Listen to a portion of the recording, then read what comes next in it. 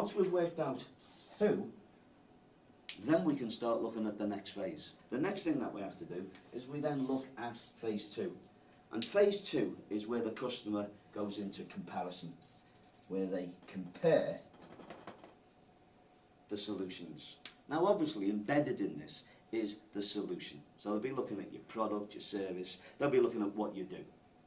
But without being rude to most of us, that is the least of what a customer looks at. The first thing is, obviously, if you can't do what they won't be talking to you.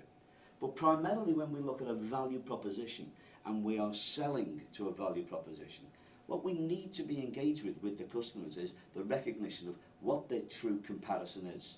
Now, the true comparison, obviously, because it's business, will include the price. But when we talk about price in a comparison sense with a customer's hat on, we're not just looking at how much they're spending on your product. Primarily the comparison is going to be value oriented.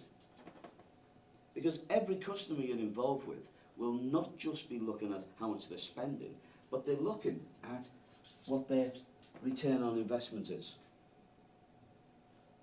You do it yourself when you buy things. When you're going on holiday, you're looking at the value of how much is it going to cost me and how much fun am I going to have.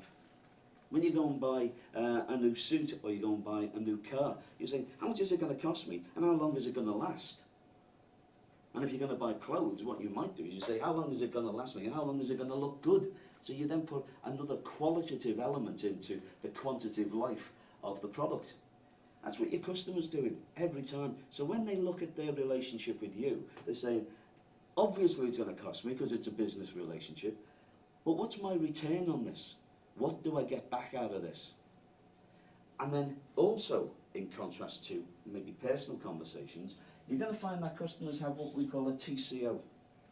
And a TCO is their evaluation of the total cost of ownership.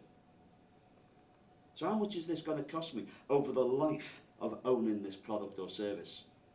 Because what you're going to find here is that the value itself, when you look at value, it actually is a result of the price. The price is part of the investment and the value is part of the return.